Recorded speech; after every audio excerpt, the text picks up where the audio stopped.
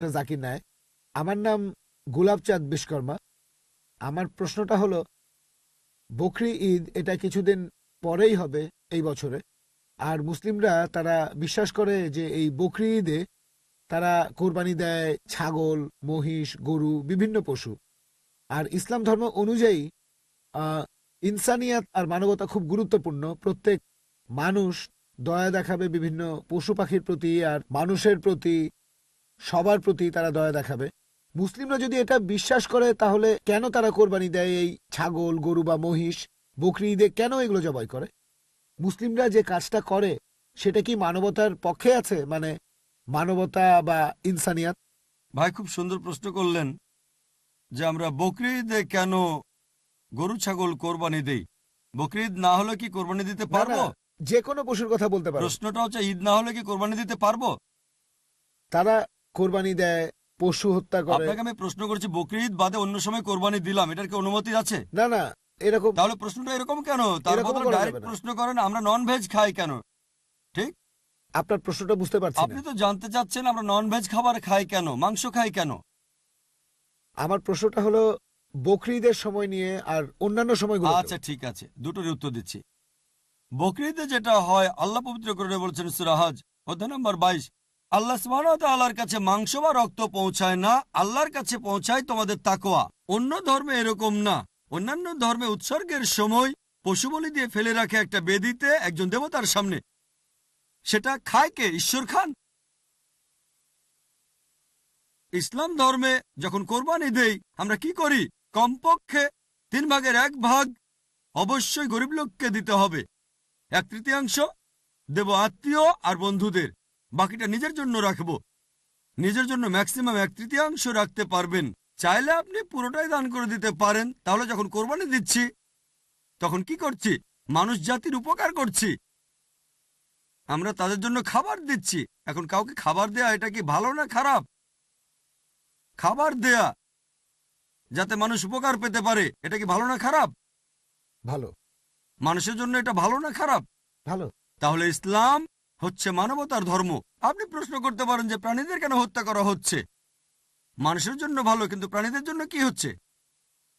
আর সত্যি বলতে একজন মুসলিম শুধুমাত্র ভেজ খাবার খেয়েও ভালোভাবে ধর্ম পালন করতে পারে।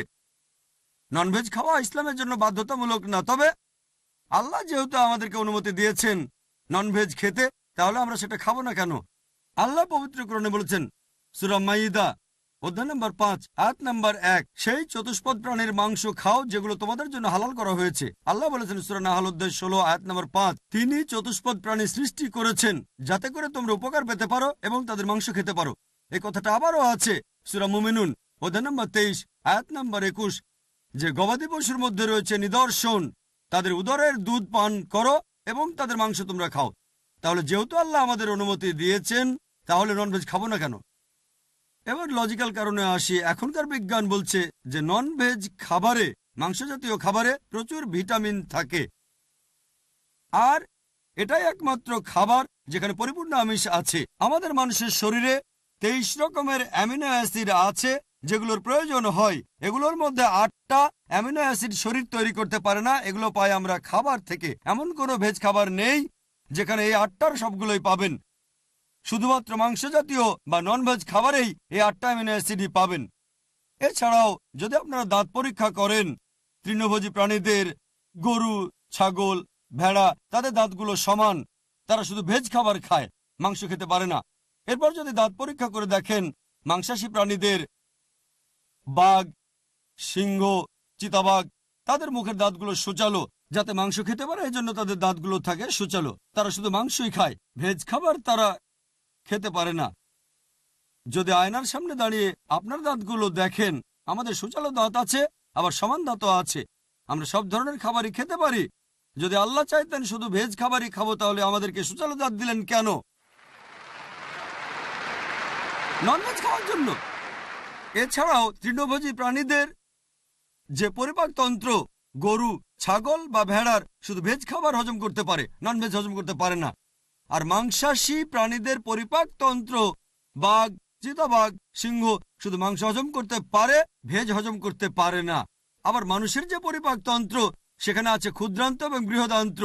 ভেজ খাবার হজম করতে পারে, নন ভেজ হজম করতে পারে। যদি আল্লাহ চাইতেন যে আমরা শুধু ভেজ খাবারই খাবো, তাহলে দুটোই হজমের পরিপাকতন্ত্র দিলেন কেন? এছাড়াও অনেক ভুল ধারণা আছে যে হিন্দুদের ননভেজ খাবার খাওয়া উচিত না। এটা ভুল ধারণা। যদি হিন্দু ধর্মগ্রন্থ পড়েন, এটা আছে মনুস্মৃতিতে অধ্যায় নম্বর 5 অনুচ্ছেদ 30। ঈশ্বর প্রাণী বানিয়েছেন, তাদেরকে কেউ খাবে আর কাউকে খাবে অন্যরা। যদি তুমি খাওয়ার জন্য সৃষ্টি করা প্রাণী খাও তাহলে কোনো পাপ হবে না। মনুস্মৃতিতে আছে অধ্যায় 5 অনুচ্ছেদ 31 যে ঈশ্বর কিছু প্রাণীকে সৃষ্টি করেছেন উৎসর্গের জন্য। সেই ধরনের প্রাণীকে হত্যা করো, কোনো পাপ হবে না। মনুস্মৃতিতে আছে অধ্যায় নম্বর 5 অনুচ্ছেদ 40 যে উৎসর্গের জন্য প্রাণী হত্যা কোনো পাপ নয়।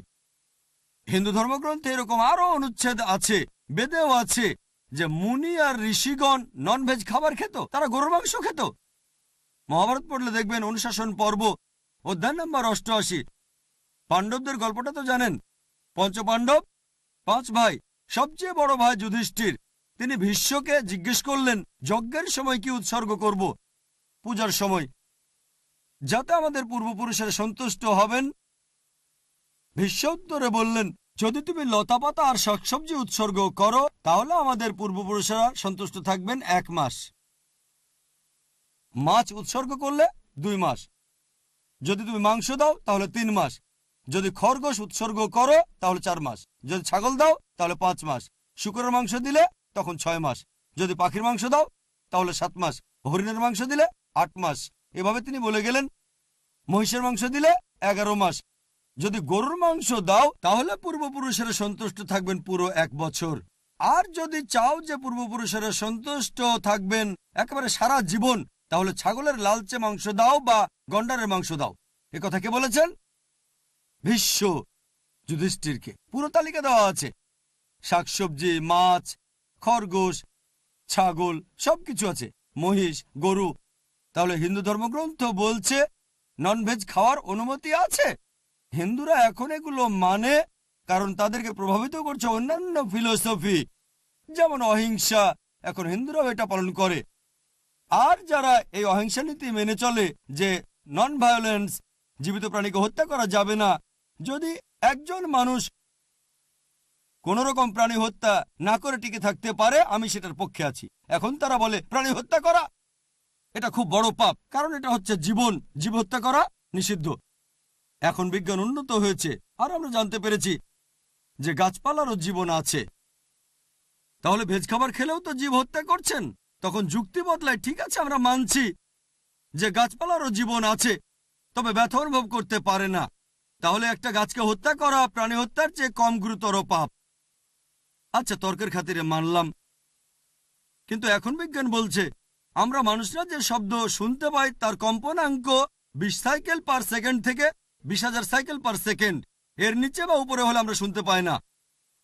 বর্তমানের বিজ্ঞান বলে যে গাছপালা কান্নাকাটিও করে, কিন্তু সেটা মানুষ শুনতে পায় না। আমেরিকার এক কৃষক একটা যন্ত্র বানিয়েছেন যেটা দিয়ে গাছের কান্না মানুষ শুনতে পাবে আর জানতে পারবে কখন গাছের পানি লাগবে। তখন হয়তো বলবেন, আচ্ছা ঠিক আছে, মানলাম যে গাছপালা যন্ত্রণা অনুভব করতে পারে, তবে এদের 2 বা 3টা ইন্দ্রিয় কম আছে, তাই গাছপালা হত্যা করা কম গুরুতর পাপ পশু পাখি হত্যার চেয়ে তাদের ইন্দ্রিয় 5টা।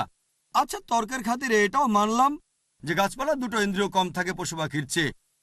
আপনাদের একটা প্রশ্ন করি, যে ধরেন আপনার ভাই, আল্লাহ না করুন, ধরেন সে জন্মালো বোবা আর কালা হয়ে, আর বড় হওয়ার পরে তাকে কেউ মেরে ফেললো, তখন কি জজের কাছে গিয়ে বলবেন, মাই লর্ড, এই খুনিকে কম শাস্তি দেন কারণ আমার ভাই ছিল বোবা আর কালা? এভাবে বলবেন? আপনি জজকে বলবেন তাকে বড় শাস্তি দেন, আমার ভাই ছিল মাসুম, সে শুনতো না, বলতে পারতো না।